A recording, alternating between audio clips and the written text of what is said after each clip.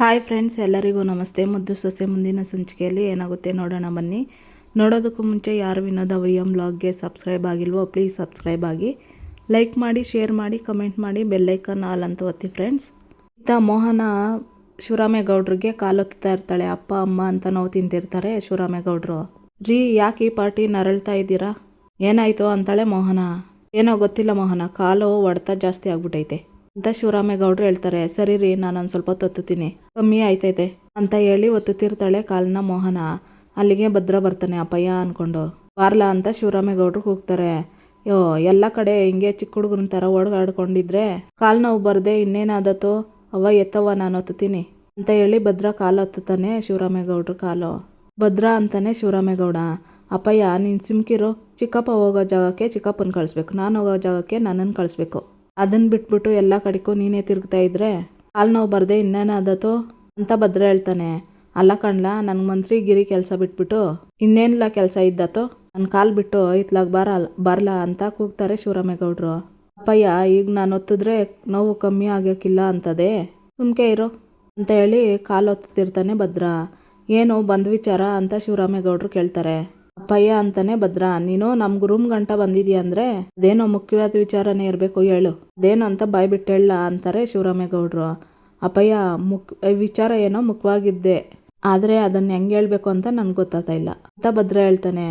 ಅಲ್ಲ ಕಣ್ಲ, ನಂತವ ಹೇಳೋದಕ್ಕೆ ಯಾಕಲ ಇಷ್ಟು ಒದ್ದಾಟ ಅಂತ ಶಿವರಾಮೇಗೌಡರು ಹೇಳ್ತಾರೆ. ಸರಿ, ನಾನು ಆಮೇಲೆ ಬರ್ತೀನಿ ಅಂತಾಳೆ ಮೋಹನ. ಅವ್ವ ಕೂತ್ಕೊಳ್ಳವ್ವ. ಅಲ್ಲ ಕಣವ್ವ, ನೀನು ಯಾಕವ್ವ ಎದ್ದೋದಿ ಅಂತ ಗುಟ್ಟಿನ ವಿಚಾರ ಏನು ಇಲ್ಲ ಕಣಂತೆ, ನೀನು ಇಲ್ಲೇ ಇರವ್ವ. ಅಪ್ಪಯ್ಯ, ನಾನೀಗ ನಿಂತವ ಒಂದು ವಿಷಯ ಹೇಳ್ತೀನಿ, ಅದನ್ನ ನೀನು ಕೊಡೋ ವರ ಅಂತ ನಡ್ಸ್ಕೊಟ್ಟಿಯೇ ಅಂತ ಭದ್ರ ಹೇಳ್ತಾನೆ. ಅಲ್ಲ ಕಣ್ಲ, ನೀನು ಹುಟ್ದಾಗ್ನಿಂದ ಇಲ್ಲಿ ಗಂಟ ನನ್ನನ್ನು ಏನು ಕೇಳ್ದೋನಲ್ಲ, ಅಂಥದ್ರಲ್ಲಿ ಇವತ್ತು ವರ ಗಿರ ಅಂತ ಏನೇನೋ ಹೇಳ್ತಾ ಇದೀಯ. ಸರಿನಪ್ಪ, ಏನಪ್ಪ ಅದು ಅಂತ ಶಿವರಾಮೇಗೌಡರು ಹೇಳ್ತಾರೆ. ಭದ್ರ ಯೋಚನೆ ಮಾಡ್ತಾ ಇರ್ತಾನೆ. ಅಲ್ಲೇ ಭದ್ರ, ಜೀವನದಾಗೆ ಹೆಂಡ್ರನ್ನ ಆಯ್ಕೆ ಮಾಡ್ಕೊಳೋದು ಬಹಳ ಮುಖ್ಯವಾದ ವಿಚಾರ. ಅಂಥದ್ರಲ್ಲಿ ನಿನ್ನ ಮನಸ್ಸಿನಲ್ಲಿ ಒಬ್ಳು ಇದ್ರೂ ನಾನು ಆ ಹುಡ್ಗಿನ ಬೇಡ ಅಂದಿದ ತಕ್ಷಣ ಸರಿ ಅಪ್ಪಯ್ಯ ಅಂತ ಹೇಳ್ದವನು ನೀನು. ಅಂಥವನು ಇಲ್ಲಿ ಗಂಟ ಬಂದು ಕೇಳ್ತಾ ಇದೀಯ ಅಂತಂದರೆ ಅದೇನು ಮುಖ್ಯವಾದ ವಿಚಾರ ಅಂತ ನನಗೆ ಸಂದಾಗ ಗೊತ್ತು, ಅದೇನಂತ ಕೇಳಲ್ಲ ಅಂತಾರೆ ಶಿವರಾಮೇಗೌಡರು. ಅದು ನಾನು ಹೆಂಗೆ ಕೇಳಬೇಕು ಅಂತನೇಯ ಅಂತ ಇರ್ತಾನೆ ಭದ್ರ. ಲೇ, ನೀನು ನಿಮ್ಮ ಅಪ್ಪಯ್ಯನ್ನೇ ತಾನೇ ಕೇಳ್ತಿರೋದು, ಧೈರ್ಯವಾಗಿ ಕೇಳಲ್ಲ ಅಂತಾರೆ ಶಿವರಾಮೇಗೌಡರು. ಅಪ್ಪಯ್ಯ, ವಿದ್ಯೆ ಆಸೆ ಪಟ್ಟಿರಂಗೆ ಅವಳನ್ನ ಡಾಕ್ಟ್ರ್ ಓದಿಸೋದೆ ನಿನ್ನ ಉದ್ದೇಶ ನನಗೆ ಅರ್ಥ ಆಗ್ತದೆ ಅಪ್ಪಯ್ಯ. ಆದರೆ ವಿದ್ಯಾ ನಮ್ಮ ಮಟ್ಟಿಗೆ ಸೊಸೆ ಆಗೋಕ್ಕೆ ಮುಂಚೆನೆಯ ಚಿಕ್ಕ ವಯಸ್ಸಿನಿಂದವೇ ಡಾಕ್ಟ್ರ್ ಆಗಬೇಕು ಅಂತ ಆಸೆನ ಇಟ್ಕೊಂಡು ಬೆಳೆದವಳೆ. ಅದಕ್ಕಿಂತ ಹೆಚ್ಚಾಗಿ ಅವಳ ಗುರಿನ ಸಾಧಿಸ್ಕೊಳ್ಳೋಕ್ಕೋಸ್ಕರ ಹಗಲು ರಾತ್ರಿ ಅಂದನೆಯ ಸಂದಾಗೋದಿ ಪರೀಕ್ಷೆಯಲ್ಲಿ ಪಾಸ್ ಆಗೋವಳೆ ಅಪ್ಪಯ್ಯ. ಅಂಥವಳಿಗೆ ನಾವು ಬೆನ್ನೆಲುಬಾಗಿ ನಿಂತು ಅವಳ ಕನಸನ್ನ ನನಸು ಮಾಡಿದ್ರೆ ಸಂದಾಗಿರ್ತೈತೆ ಅಲ್ವೇನಪ್ಪಯ್ಯ? ಅಪ್ಪಯ್ಯ, ಅವಳು ನಂತವ ಆಸೆ ಪಟ್ಟು ಕೇಳಿರೋದು ಅದೊಂದೇ ಆಸೆ ಅಪ್ಪಯ್ಯ. ಒಬ್ಬ ಗಂಡನಾಗಿ ಅವಳ ಆಸೆ ನೆರವೇರಿಸೋದು ನನ್ನ ಕರ್ತವ್ಯನೇಯ. ಆದ್ರೂ ನಿನ್ನಿಷ್ಟಕ್ಕೆ ವಿರುದ್ಧವಾಗಿ ನಾನೇನು ಮಾಡೋಕ್ಕೂ ನನಗಿಷ್ಟ ಇಲ್ಲ ಅಪ್ಪಯ್ಯ. ಅದಕ್ಕೆ ನಾನು ನೀವೊಂದು ಮಾತನ್ನ ನಡೆಸ್ಕೊಟ್ಟಿ ಅಪ್ಪಯ್ಯ. ನಮ್ಮ ಮಟ್ಟಿ ಹೆಣ್ಮಕ್ಳು ವಯಸ್ಸಿಗೆ ಬಂದಮೇಲೆ ವಿದ್ಯಾಭ್ಯಾಸ ಮಾಡೋದು ಬೇಡ ಅಂತ ನಿಯಮ ಮಾಡಿದ ಉದ್ದೇಶನೇ ಬೇರೆ. ವಿದ್ಯೆನ ವಿಚಾರದಲ್ಲಿ ಆ ಭಯ ಇಲ್ವಲ್ಲ ಅಪ್ಪಯ್ಯ. ಅದಕ್ಕೆ ಅವಳ ಶ್ರಮನೂ ಹಾಳಾಗಬಾರ್ದು, ಅವಳ ಶ್ರಮ ಹಾಳಾಗಬಾರ್ದು ಅಂತಂದರೆ ಅವಳ ಆಸೆನ ಈಡೇರಿಸ್ಬೇಕಪ್ಪಯ್ಯ. ಈ ನಿರ್ಧಾರನ ನೀನು ಈಗಲೇ ಹೇಳ್ಬೇಕು ಅಂತ ಏನಿಲ್ಲ ಅಪ್ಪಯ್ಯ. ನಿನ್ಗೆ ಎಷ್ಟು ಟೈಮ್ ಬೇಕೋ ಆ ಟೈಮ್ ತಗೋ ಅಪ್ಪಯ್ಯ. ಸಂದಾಗಿ ಯೋಚನೆ ಮಾಡಿ ಒಂದು ಒಳ್ಳೆ ನಿರ್ಧಾರಕ್ಕೆ ಬಾ ಅಪ್ಪಯ್ಯ ಅಂತ ಭದ್ರ ಹೇಳಿ ಅಲ್ಲಿಂದ ಹೊರಟೋಗ್ತಾನೆ. ಶಿವರಾಮೇಗೌಡರು ಯೋಚನೆ ಮಾಡ್ತಿರ್ತಾರೆ. ಇತ್ತ ವಿದ್ಯಾ ಭದ್ರ ಹೇಳಿದ್ದನ್ನು ನೆನೆಸ್ಕೊಂಡು ಯೋಚನೆ ಮಾಡ್ತಿರ್ತಾಳೆ. ಇವಾಗ ನನ್ನಮ್ಮಿ ಬಸ್ರಿ, ಅವಳು ಸಂತೋಷವಾಗಿರ್ಬೇಕು ತಾನೆ, ಹಂಗಂದ್ಮೇಕೆ ಅವಳ ಆಸೆ ಏನಿದ್ರು ಪೂರ್ತಿ ಮಾಡೋ ಕರ್ತವ್ಯ ನಂದು ಅಂತ ಹೇಳಿದ್ದನ್ನು ನೆನೆಸ್ಕೊಂಡು ಕೊರಗುತ್ತಿರ್ತಾಳೆ ವಿದ್ಯಾ. ಅಮ್ಮಿ ಅಮ್ಮಿ ಅಂದ್ಕೊಂಡು ಒಳಗಡೆ ಬಂದು ನೀನು ಇಲ್ಲಿದೆಯೇ ಅಂತ ಹೇಳಿ ವಿದ್ಯಾನ ಹಿಡ್ಕೊಂಡು ತಿರುಗ್ಲಾಡ್ಸ್ಬಿಡ್ತಾನೆ, ಸುತ್ತಿಸ್ತಾನೆ ಭದ್ರ. ಸುತ್ತಿಸಿ ಗಾಬರಿಯಾಗಿ ಬಾಯಿ ಮೇಲೆ ಕೈ ಇಕ್ಕೊಂಡ್ಬಿಡ್ತಾನೆ ಭದ್ರ. ಏನಾಯ್ತು ಗೌಡ್ರೆ ಅಂತಾಳೆ ವಿದ್ಯಾ. ಅಮ್ಮಿ, ಅದು ನಿಮ್ಮ ಬಸ್ರಿ ಅಂತ ಗೊತ್ತಿದ್ರು ಹಿಂಗೆ ತಿರುಗಿಸ್ಬಿಟ್ನಲ್ಲ, ಅದಕ್ಕೆ ಕಣಮ್ಮಿ. ಅದು ಸರಿ, ನನ್ನ ಮಗಿಗೆ ಏನೂ ಆಗಿಲ್ಲ ತಾನೆ? ಏನೂ ಆಗಿರೋಕ್ಕಿಲ್ಲ ಬಿಡು, ಜಾಸ್ತಿ ಏನು ತಿರುಗಿಸಿಲ್ಲ ಅಲ್ವೇ? ಅದು ಸರಿ, ಅದು ಬಿಡು ಅಮ್ಮಿ, ಇವತ್ತು ನನಗೆ ಶಾನೆ ಖುಷಿ ಆಗ್ತೈತೆ ಅಂತ ಭದ್ರ ಹೇಳ್ತಾನೆ. ಯಾಕೆ, ಏನಾಯ್ತು ಗೌಡ್ರೆ? ಏನಂತದು ಖುಷಿ ವಿಚಾರ ಅಂತ ಕೇಳ್ತಾಳೆ ವಿದ್ಯಾ. ಅಮ್ಮಿ, ಏನು ಗೊತ್ತೇ, ಅಪ್ಪಯ್ಯಂತವ ನಿನ್ನ ಡಾಕ್ಟ್ರು ಓದೋ ವಿಚಾರನ ಮಾತಾಡ್ಬಿಟ್ಟೆ ಅಂತ ಭದ್ರ ಹೇಳ್ತಾನೆ. ಗಾಬರಿಯಾಗಿ ಏನು ಹೇಳ್ತಾ ಇದ್ದೀರಾ ಗೌಡ್ರೆ ನೀವು ಅಂತ ವಿದ್ಯಾ ಹೇಳ್ತಾಳೆ.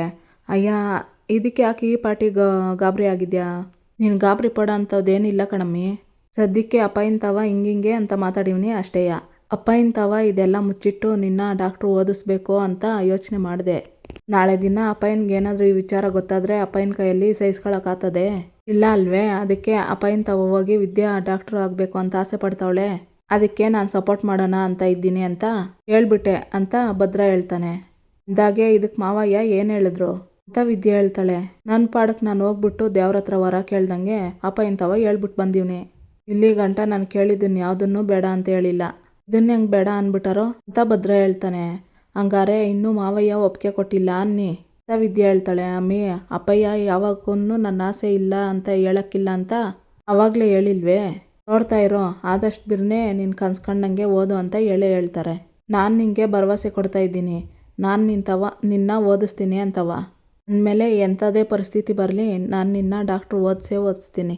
ಮತ್ತ್ಯಾಕಮ್ಮಿ ಒಳ್ಳೆ ಅರಳೆಣ್ಣೆ ಕುಡ್ದೋಳ್ ಥರ ಮಕ್ಕ ಮಾಡ್ಕೊಂಡಿದ್ದಿ? ಹೊಸಿ ನಗಮ್ಮಿ, ನೋಡಮ್ಮಿ, ನಿನ್ನ ಮುಖದಲ್ಲಿ ನಗು ಒಂದಿದ್ರೆ ಜಗತ್ತನ್ನೇ ಗೆಲ್ತೀನಿ. ಅದಕ್ಕೋಸ್ಕರ ಆದರೂ ಯಾವಾಗಲೂ ನಗ್ತಾ ಇರಮ್ಮಿ ಅಂತ ಭದ್ರ ಹೇಳ್ತಾನೆ.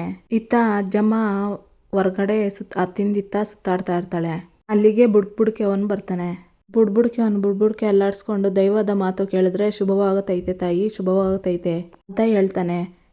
ಏನಯ್ಯ ಗೇಟ್ ತಗೊಂಡು ದನ ನುಗ್ತಾ ಇದೆಯಲ್ಲಯ್ಯ, ಇದು ಮಿನಿಸ್ಟ್ರು ಸಾಹೇಬ್ರ ಮನೆ, ಹಂಗೆಲ್ಲ ಬರಂಗಿಲ್ಲ, ಹೋಯ್ತಾ ಇರು ಅಂತ ಗೇಟ್ ಕಾಯ್ತಿದ್ದಿದ್ದು ಪೊಲೀಸ್ ಹೇಳ್ತಾನೆ. ತಡಿಬೇಡ ಅಣ್ಣ, ತಡಿಬೇಡ, ನಾನಾಗಿ ಬಂದವನಲ್ಲ, ತಾಯಿ ನನ್ನ ಕಳಿಸಿದ್ದು.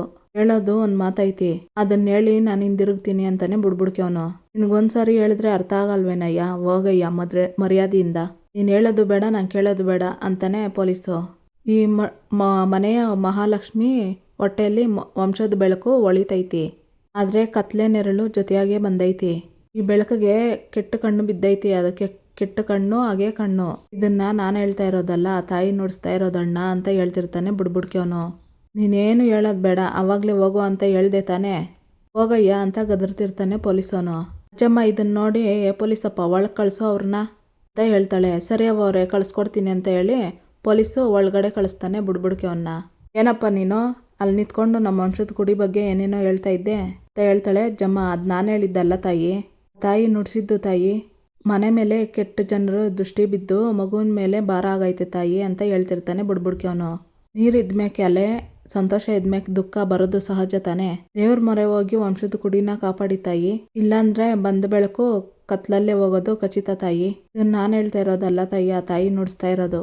ಎಚ್ಚರ ವಹಿಸದೇ ಇದ್ರೆ ನಗ ಬರೋಕ್ಕೆ ಮುಂಚೆ ಹಳ ಬಂದು ಬಾಗಲ್ ತಟ್ತೈತೆ ಅಂತ ತಾಯಿ ನನ್ನ ನಾಲ್ಗೆಯಲ್ಲಿ ನುಡಿಸ್ತಾ ಇದ್ದಾಳೆ ತಾಯಿ ಅಂತ ಬುಡ್ಬುಡ್ಕೆ ಅವನು ಹೇಳ್ತಿರ್ತಾನೆ. ಅಯ್ಯಯ್ಯೋ, ಬೆಳಗಿನ ಜಾವನೇ ಹಿಂಗೆಲ್ಲ ಹೇಳಿ ಎದುರಿಸ್ಬೇಡ ಕಣಪ್ಪ ಅಂತ ಅಜ್ಜಮ್ಮ ಹೇಳ್ತಿರ್ತಾಳೆ. ಅಲ್ಲಿಗೆ ಕ್ವಾಟ್ಲೆ ಬರ್ತಾನೆ. ಅಮ್ಮಮ್ಮ, ಇವ್ರ ಕೆಲಸನೇ ಭಯ ಬೀಳ್ಸೋದಲ್ವೇ ಅಂತ ಕ್ವಾಟ್ಲೆ ಹೇಳ್ತಾನೆ. ನೋಡ್ಲಾ ಕ್ವಾಟ್ಲೆ, ಇವ್ರು ಏನೇನೋ ಹೇಳಿ ಎದುರಿಸ್ತಾವ್ರೆ ಅಂತ ಅಜ್ಜಮ್ಮ ಹೇಳ್ತಾಳೆ. ಅಮ್ಮಮ್ಮ, ವಸಿ ಸಮಾಧಾನ ಮಾಡ್ಕೊ. ನೋಡಿ, ನಮ್ಮ ಅತ್ಕೆಮ್ಮ ಬಸ್ರೆ ಅಂತ ಇಡೀ ಸುತ್ತಮುತ್ತ ಹಳ್ಳಿಗೂ ಗೊತ್ತು. ಅದನ್ನೇ ಬಂಡವಾಳ ಮಾಡ್ಕೊಂಡು ವಸಿ ಕಾಸ್ಕೊಂಡು ಮಾಡ್ಕೊಂಡು ಹೋಗೋಣ ಅಂತ ಹಿಂಗೆ ಹೇಳ್ತಾವ್ರೆ ಅಷ್ಟೇ, ಸುಮ್ಕಿರೋ ಅಮ್ಮಮ್ಮ ನೀನು ಅಂತ ಕ್ವಾಟ್ಲೆ ಹೇಳ್ತಿರ್ತಾನೆ. ದ್ರೌಪದಿ ಸೆರಗಿಗೆ ಕೈ ಹಾಕಿ ದುಶ್ಯಾಸನ ಕೆಟ್ಟ, ಈ ಮನೆಗೊಬ್ಬ ಸೆರಗಿಗೆ ಕೈ ಹಾಕಿ ಕೆಟ್ಟು ಬೀದಿ ಸೇರಿದ್ದ. ಅದೆಲ್ಲ ಈಗ ಸರಿ ಹೋಗಿ ಹಟ್ಟಿ ಒಳಗಡೆ ಈಗ ಸಂತೋಷ ಮನೆ ಮಾಡೈತೆ ಅಲ್ವ ತಾಯಿ ಅಂತ ಬುಡ್ಬುಡ್ಕೆ ಅವನು ಹೇಳ್ತಿರ್ತಾನೆ. ಅಯ್ಯೋ ಶಿವನೇ, ಈ ವಿಚಾರ 4-5 ಜನಕ್ಕೆ ಬಿಟ್ರೆ ಇನ್ಯಾರಿಗೂ ಗೊತ್ತಿಲ್ಲ. ಅದನ್ನ ಹೇಳ್ತಾವನೆ ಅಂದರೆ ಇವ್ನು ಹೇಳ್ತಾ ಇರೋದು ದಿಟ್ಟುವೆ. ಇವನ್ ಮಾತನ್ನ ಯಾವುದೇ ಕಾರಣಕ್ಕೂ ಉದಾಸೀನ ಮಾಡಬಾರ್ದು ಅಂತ ಅಜ್ಜಮ್ಮ ಮನಸ್ಸಿನಲ್ಲಿ ಅನ್ಕೊಂತಿರ್ತಾಳೆ. ನೋಡಿ, ಇಂಥ ಕತೆಗಳನ್ನ ಬೇಜಾನ್ ಕೇಳಿದ್ವಿ, ಸುಮ್ಕೆ ಹೋಗಿ ಅಂತ ಕ್ವಾಟ್ಲೆ ಹೇಳ್ತಾನೆ. ಕ್ವಾಟ್ಲೆ, ಹೊಸಿ ಬಾಯಿ ಮುಚ್ಕೊಂಡು ಸುಮ್ಮನಿರೋ. ನೋಡಪ್ಪ, ನಿಮ್ಮ ಮಾತನ್ನ ನಾನು ನಂಬ್ತೀನಿ. ನಮ್ಮ ವಂಶದ ಕುಡಿಗೆ ಏನೂ ಆಗದಿದ್ದಂಗೆ ಏನು ಮಾಡಬೇಕು ಹೇಳಪ್ಪ ಅಂತಾಳೆ ಅಜ್ಜಮ್ಮ.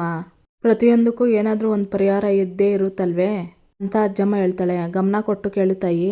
ಶುದ್ಧವಾದ ಮನಸ್ಸಿನಿಂದ 9 ಜನ ಬಸ್ರಿ ಹೆಂಗಸರನ್ನ ಕರೆಸಿ ಈ ಮನೆ ಮಕ್ಕಳಂತೆ ಅವ್ರಿಗೆ ಸೀಮಂತ ಮಾಡಬೇಕು. ಅದ್ರ ಜೊತೆಗೂ ಈ ಮನೆ ಸೊಸೆಗೂ ಸೀಮಂತ ಮಾಡಿ ಅವ್ರಿಗೆಲ್ಲ ಉಡಿ ತುಂಬಿ ಬಾಗಿನ ಕೊಟ್ಟು ಆಶೀರ್ವಾದ ಮಾಡಿ ಅವ್ರ ಆಶೀರ್ವಾದ ಪಡ್ಕೊಂಡ್ರೆ ಖಂಡಿತವಾಗೂ ದೋಷ ಪರಿಹಾರ ಆಗುತ್ತೆ ಅಂತ ಬುಡ್ಬುಡ್ಕೆ ಅವನು ಹೇಳ್ತಾನೆ. ಅಷ್ಟು ಮಾಡಿದ್ರೆ ನಮ್ಮ ವಂಶದ ಕುಡಿಗೆ ಏನು ಅಪಾಯ ಇಲ್ಲ ತಾನೆ ಅಂತ ಅಜ್ಜಮ್ಮ ಕೇಳ್ತಾಳೆ. ನಂಬಿಕೆಯಿಂದ ಮಾಡಿ, ಭಕ್ತಿಯಿಂದ ನಿಮ್ಮ ಮನೆ ದೇವ್ರನ್ನ ನೆನೆಸ್ಕೊಂಡು ಪ್ರಾರ್ಥನೆ ಮಾಡಿ, ಬೆಟ್ಟದಂಥ ಕಷ್ಟ ಕೂಡ ಮಂಜಿನಂಗೆ ಕರಗೋತದೆ ಅಂತ ಬುಡ್ಬುಡ್ಕೆ ಅವನು ಹೇಳ್ತಾನೆ. ಸರಿ, ನೀವು ಹೇಳ್ದಂಗೆ ಮಾಡ್ತೀವಿ. ಕ್ವಾಟ್ಲೆ, ಅವ್ರಿಗೆ ಕಾಸು ಕೊಡು ಅಂತ ಹೇಳ್ತಾಳೆ ಅಜ್ಜಮ್ಮ. ಬಂದಿದ್ದ ಕೆಲಸ ಆಯಿತು ತಾನೆ, ತಗೋ ಹೋಗಿಲ್ಲಿಂದ ಅಂತ ದುಡ್ಡು ಕೊಟ್ಬಿಟ್ಟು ಹೇಳ್ತಾನೆ ಕ್ವಾಟ್ಲೆ. ಮಾಮ ಬಾ ಅಂತ ಅಂದ್ಬಿಟ್ಟು ಕರ್ಕೊಂಡೋಗ್ತಾನೆ ಕ್ವಾಟ್ಲೆ. ಇಲ್ಲೇ ಇದ್ದಿದ್ದು ಈಶ್ವರಿ ಮತ್ತು ಬುಡ್ಬುಡ್ಕೆ ಅವನು ಮುಖ ನೋಡಿಕೊಂಡು ಈಶ್ವರಿನೇ ಕರೆಸಿರ್ತಾಳೆ ಬುಡ್ಬುಡ್ಕೆ ಅವನ್ನ. ನಾನು ಹೇಳಿದ ಕೆಲಸ ನಿಮ್ಮ ಕೈಲಿ ಆಯ್ತೈತೆ ಅಲ್ವಾ ಅಂತ ಈಶ್ವರಿ ಹೇಳ್ತಾಳೆ. ಇದೇನಮ್ಮವ್ರೆ ಈಗಂತೀರಿ, ಸತ್ತಿದ್ದು ತಲೆ ಮೇಲೆ ಹೊಡೆದಂಗೆ ತುಂಬಿಸ್ತೀನಿ, ನೀವೇ ನೋಡ್ತಾ ಇರಿ ಅಂತ ಬುಡ್ಬುಡ್ಕೆ ಅವನು ಹೇಳ್ತಾನೆ. ಸರಿ ಹುಷಾರು ಚಿತ್ರ ಅಂತಾಳೆ ಈಶ್ವರಿ. ಚಿತ್ರ ದುಡ್ಡು ಕೊಡ್ತಾಳೆ.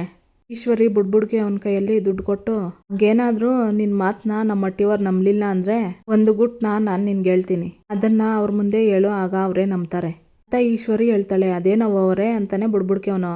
ಅದೇನು ಅಂದರೆ ಅಂತ ಸುಭಾಷನ್ ಬಗ್ಗೆ ಹೇಳ್ತಿರ್ತಾಳೆ ಈಶ್ವರಿ. ಇತ್ತ ಅಲ್ಲ ಕಣವ, ಬಸ್ರಿನೇ ಆಗಿಲ್ದಿದ್ದವ್ರೊಳಗೆ ಯಾಕೆ ಈ ಕಾರ್ಯಕ್ರಮ ಮಾಡಿಸ್ಬೇಕಿತ್ತು, ಅವಳು ಗುಟ್ನ ಬಯಲು ಮಾಡಿದ್ರೆ ಸಾಕಾಗಿತ್ತು ತಾನೆ ಅಂತ ಚಿತ್ರ ಹೇಳ್ತಾಳೆ. ಚಿತ್ರ ಬರೀ ಅಟ್ಟಿಯವ್ರ ಮುಂದೆನೆ ಅವಳು ಗುಟ್ಟು ರಟ್ಟಾದ್ರೆ ಏನೋ ಒಂದು ಸಣ್ಣದಾಗಿ ಶಿಕ್ಷೆ ಕೊಟ್ಟು ಅಲ್ಲಿಂದ ಅಲ್ಲಿಗೆ ತಣ್ಣಗೆ ಮಾಡಿಬಿಡ್ತಾರೆ. ಅದರಿಂದ ಶಿವರಾಮೇಗೌಡನ ಮಾನಕ್ಕೆ ಎಳ್ಳಷ್ಟು ಕೊಂಕು ಬರೋದಿಲ್ಲ. ಅದೇ ಊರಿನವ್ರ ಮುಂದ್ಗುಟ್ಟೆ ಈ ಸತ್ಯ ಬಯಲಾದ್ರೆ ಶಿವರಾಮೇಗೌಡನ ಮಾನ ಮರ್ಯಾದೆ 3 ಕಾಸಿಗೆ ಹರಾಜಾಗ್ತದೆ. ಜೊತೆಗೆ ಆ 3 ಅಡಿಗೆ ಶಿಕ್ಷೆನೂ ಆತದೆ. ಅಟ್ಟಿ ಬಿಟ್ಟು ಓಡಿಸ್ತಾರೆ. ಅದಕ್ಕೆ ಈ ಸೀಮಂತದ ಪ್ಲ್ಯಾನು ಅಂತ ಈಶ್ವರಿ ಹೇಳ್ತಾಳೆ. ಅವ್ವ ಅವ್ವ ಅವ್ವ, ಅದಕ್ಕೆ ಕಣವ್ವ ನಾನು ಯಾವಾಗಲೂ ಹೇಳೋದು, ಚಾಣಕ್ಯನ ತಲೆ ಬಿಟ್ಟರೆ ನಿಂದೆಯ, ಈಗಿತ 3 ಅಡಿ ದೊಡ್ಡಪ್ಪ, ಇಬ್ಬರು ಮಾನನೂ ಹರಾಜಾಗೋದಂತೂ ಗ್ಯಾರಂಟಿ ಅಂತ ಚಿತ್ರ ಹೇಳ್ತಾಳೆ. ಇತ್ತ ಹಾಲಲ್ಲಿ ಬೆಳಗ್ಗೆ ಎಲ್ಲರೂ ಕೂತಿರ್ತಾರೆ. ಅಜ್ಜಮ್ಮ ಆ ಬುಡ್ಬುಡ್ಕೆ ಅವನು ಹೇಳ್ದಾಗಿನಿಂದ ನನಗೆ ಭಯ ಆಗ್ತೈತೆ ಕಣ್ಲ, ಯಾಕೋ ಶಾನೆ ಅಂತ ಹೇಳ್ತಿರ್ತಾಳೆ.